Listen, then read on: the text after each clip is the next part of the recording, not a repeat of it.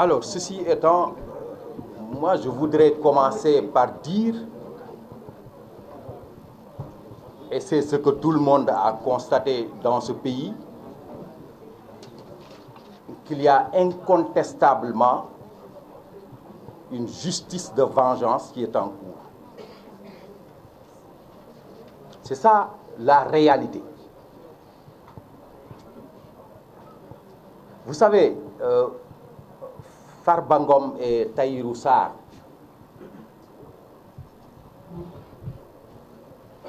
sont des siamois, ce que j'appelle des siamois. Par conséquent, voilà deux personnes qui doivent avoir le... Mais ce que nous avons constaté, c'est qu'il y a un traitement inégalitaire entre ces deux personnes au plan judiciaire. Mon confrère Baboucar Cissé l'a rappelé tout à l'heure. M. Ngom a offert un cautionnement portant sur des titres fonciers. Et ce cautionnement a été purement et simplement rejeté par le juge. Alors qu'il réunit toutes les conditions qui sont requises par la loi pour que le cautionnement puisse être accepté. Mais dans le même temps, comme vous le savez, l'offre de cautionnement qui a été faite par Tahirou Sarr, qui se trouve exactement dans la même situation que Farba Ngom, cette offre de cautionnement a été acceptée, avec beaucoup de diligence d'ailleurs. Et d'ailleurs, ce cautionnement a été validé par la Chambre d'accusation financière. Et que par conséquent, il y a, je l'ai dit tout à l'heure, un traitement inégalitaire entre deux personnes qui sont embarquées dans la même procédure judiciaire. Et comme vous le savez, la première justice quand même, c'est l'égalité. À chaque fois que l'égalité entre deux justiciables est rompue, c'est qu'il n'y a plus de justice. Mais le plus grave, à mon avis, c'est qu'à côté de ces violations, le juge d'instruction a pris une mesure conservatoire sur les titres fonciers que nous avions offerts au titre du cautionnement. C'est une violation flagrante des droits de Farba Ngom, n'est-ce pas, qui a le droit, ainsi que la loi lui autorise, qui a le droit de proposer un cautionnement portant sur des immeubles. Alors, quand le juge d'instruction, non seulement a commencé par rejeter le cautionnement qui a été offert, mais également a pris une mesure conservatoire pour empêcher Farba Ngom de réaliser un cautionnement lui permettant demain de recouvrir la liberté.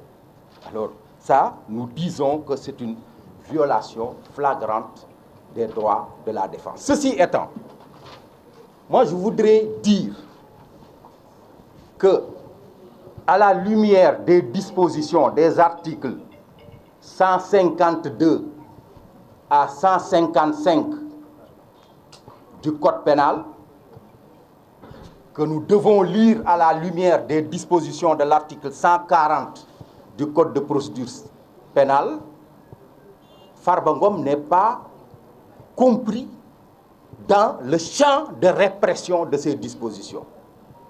Pourquoi?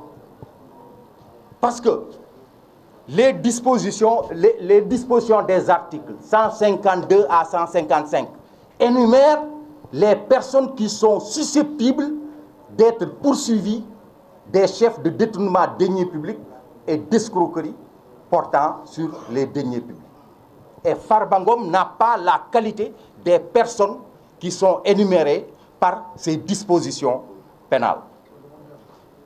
Deuxièmement, les dispositions de l'article 140 sont très claires et quelquefois on ne fait pas attention au libellé de ce texte. Parce que ce texte parle de manquant. Le texte parle de manquant. Le manquant, c'est quoi? C'est du français. C'est lorsqu'il y a une différence entre des fonds publics qui vous ont été confiés, n'est-ce pas? Une différence entre des fonds, entre le montant des fonds qui vous ont été confiés et le montant restant. C'est ce qui me pousse à dire que seules les personnes qui sont visées par les dispositions de l'article 152 sont susceptibles d'être poursuivies du chef de détournement de deniers publics et d'escroquerie portant sur les deniers publics. Et ce qui me réconforte dans cette idée, parce qu'on peut m'objecter que les dispositions de 152 à 153 visent également le particulier.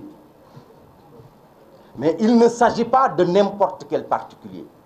C'est pourquoi, pour qu'un particulier puisse être poursuivi ou condamné en justice pour les délits de détournement de deniers publics ou d'escroquerie portant sur les deniers publics, la jurisprudence considère qu'il doit s'agir, n'est-ce pas, d'un particulier qui est en situation de comptable de fait.